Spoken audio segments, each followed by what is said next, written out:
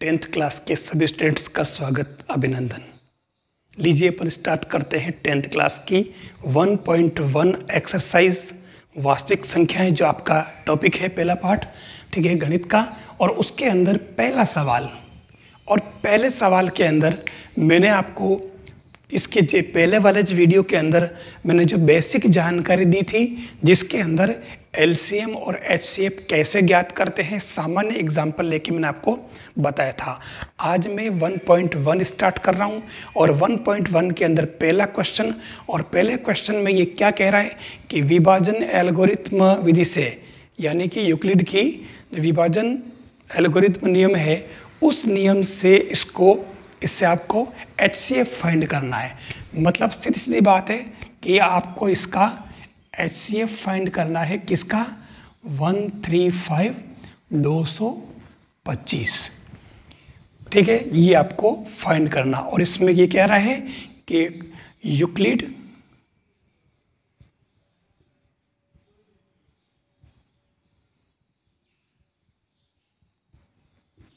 विभाजन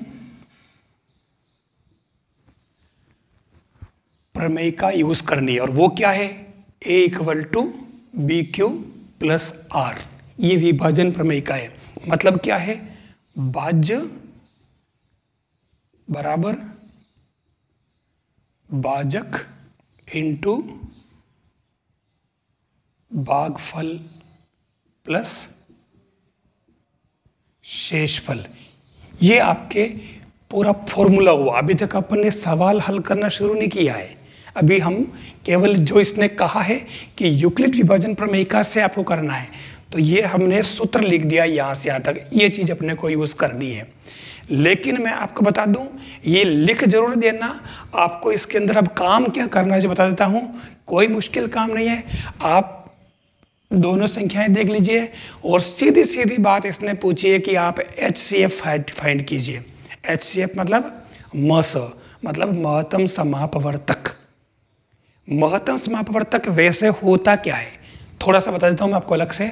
जैसे ये कहे कि HCF ऑफ 4 और 6 ज्ञात करिए, डायरेक्ट आंसर कैसे लिखे जाते हैं? 4 और 6 में जो कॉमन आ रहा, कॉमन क्या आ रहा? 2, तो ये 2, 4 और 6 का HCF हो गया। अगर वो पूछे कि HCF ऑफ 8 और 12, अब 8 और 12 दोनों में कॉमन क्या आ रहा? कॉमन मतलब छोटी संख्या जिसका भाग दोनों में जाए, तो इसके अंदर 4 आ रहा है, ये 4। फिर HCF ऑफ 5, 10, तो ये इसके अंदर 5 दोनों में कॉमन।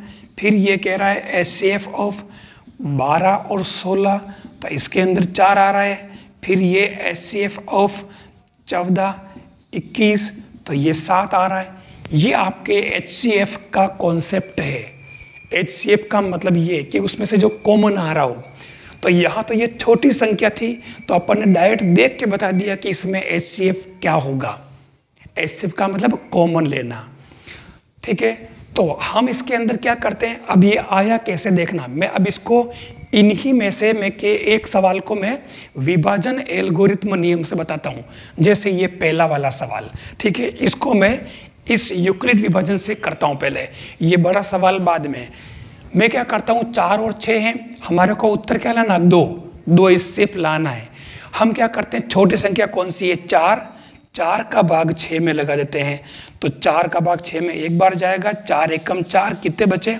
2, शेषफल 2 बच गए। तो ये आपका भाज्य, ये भाज्य बराबर भाजक इंटू भागफल प्लस शेषफल, ठीक है ना। ये आपका क्या हुआ, ये क्या हुआ, ये A हुआ, ये आपके B हुआ, ये आपके Q हुआ, और ये आपके R हुआ शेषफल इसके अंदर, ठीक है। अब क्योंकि 2 बच गया, तो आप इस 2 का भाग फिर आपको किस में लगाना? इस 4 में, जो जिसका भाग पहले लगाया था। तो 2 का भाग 4 में पूरा जा रहा है 2 बार, शेषफल क्या आ गया? 0।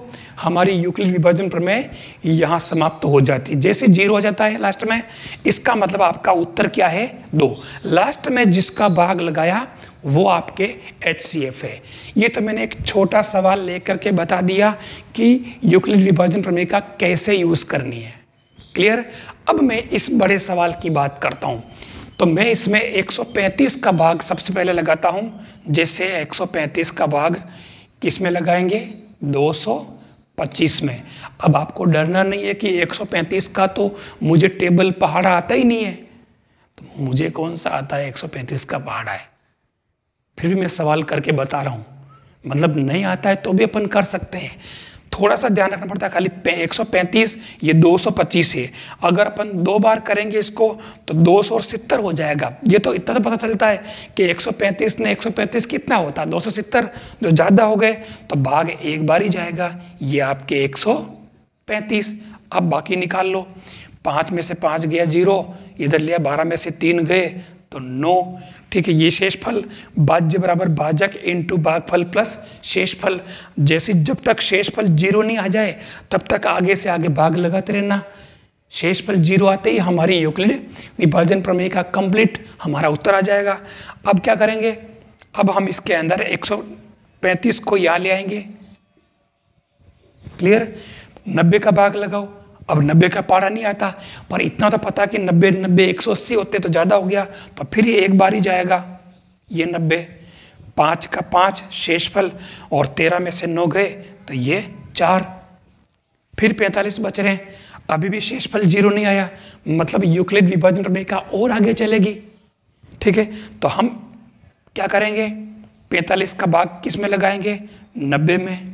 ठीक है, अब इसमें लगाओ तो 45 और 45 90 होते हैं, बस काम हो गया हमारा। तो ये 2 बार चला गया 90, शेषफल क्या आ गया? 0। हमारी यूक्लिड विभाजन प्रमेय का समाप्त हो गई। शेषफल जैसे 0 आ गया, किसका मान आया? 0। ये r का मान कितना आ गया? 0। जैसे r का मान 0 आ जाए आपकी यूक्लिड विभाजन प्रमेय का समाप्त हो जाती है, आपका सवाल भी खत्म हो जाता। तो उत्तर क्या हुआ? 45। मतलब आपके फाइनली आप क्या लिखेंगे? अतः HCF अभी पूरा नहीं हुआ है। HCF ऑफ 135 225 बराबर 45। ये आपके इस क्वेश्चन के आंसर है। आ गया समझ में? ये आपके यूक्लिड विभाजन प्रमेय का यूज करने का तरीका। जनरली हम क्या करते हैं? इनका अलग अलग अभाज्य गुणनखंड करके करा करते हैं। तो वो विधि में आपको बता देता हूं। ठीक है, क्योंकि जो आपने पहले कर रखी है। ठीक है, अब इसमें ये तो यूक्लिड विभाजन प्रमेय का लिए है, और अभाज्य गुणनखंड करने का मतलब क्या हुआ? जैसे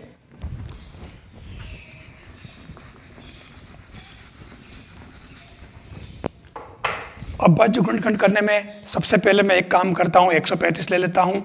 अब मैं इसके अंदर अभाज्य गुणनखंड करता हूं। तो ये दूसरी विधि, ये अपना सवाल हो चुका है। ठीक है, ये दूसरी विधि है, ध्यान रखना। तो 3 का भाग जा रहा है इसके अंदर, 4 3 12, 1 बचा, फिर 5, तो ये 5 बार। फिर 3 का भाग जा रहा है इसके अंदर, कितना? 15 बार। फिर 3 का जा रहा है इसके अंदर, कितनी बार? 5 बार। फिर इसमें 5 का भाग जा रहा है 1 बार। ठीक है, तो ये आपके आ गया 135 बराबर 3 कितनी बार है? 3 बार। तो ये 3 पावर 3 और 5 कितनी बार है? 1 बार। इसका काम यह खत्म हो गया। अब लेते हैं 225। 225 के अंदर भी 3 का भाग जा रहा, तो 7 तारीख 21, 1 बचा, तो ये 5। फिर 3 का भाग जा रहा है इसके अंदर, ये 25। फिर 5 का जा रहा है इसके अंदर 5 बार। फिर 5 का जा रहा है इसके अंदर 1 बार। तो ये 225 बराबर 3 2 बार है तो स्क्वायर, 5 2 बार है तो ये 5 का स्क्वायर। यहाँ तक काम करने के बाद में अब आपको डायरेक्ट HCF लिखना है। तो HCF लिखने का मतलब दोनों में देख लो, 3 की हाईएस्ट पावर कितनी है? 2, 3, और लोवेस्ट कितनी? 2 है। तो HCF के लिए लोवेस्ट पावर लेनी 3 की पावर 2, और 5 में से भी हाईएस्ट पावर 2 और लोवेस्ट 1, तो लोवेस्ट लेनी है, तो ये 5 की पावर 1। आप देख लो 9 × 5, तो ये कितना आया?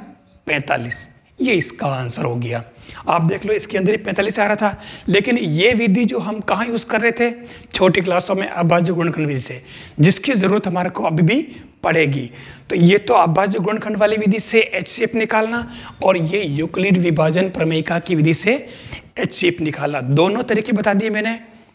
हमारे 10th में यूक्लिड विभाजन प्रमेय का से हैं, लेकिन एक बात बता देता हूँ मैं, अगर बोर्ड परीक्षा के अंदर इसका क्वेश्चन आता है, अगर नहीं आता ही है, वहाँ आपको अगर ये यूक्लिड वाली ये भाग देने वाली अगर याद नहीं आए तो आप अभाज्य गुणनखंड से कर लोगे तो भी आपका आंसर सही माना जाएगा, आपको नंबर मिल जाएंगे। इसीलिए मैंने ये विधि बताई है। समझ में आ गई विभाजन विधि? इसके आगे वाले क्वेश्चन आप करके देखें, अगर पता नहीं चले तो अब मैं आगे और भी इसके क्वेश्चन और करवा दूंगा। आप बने रहिए इस चैनल पर और मिलते हैं अपन आगे इसी तरह के वीडियो को लेकर के। आप बने रहिए अपने चैनल पर।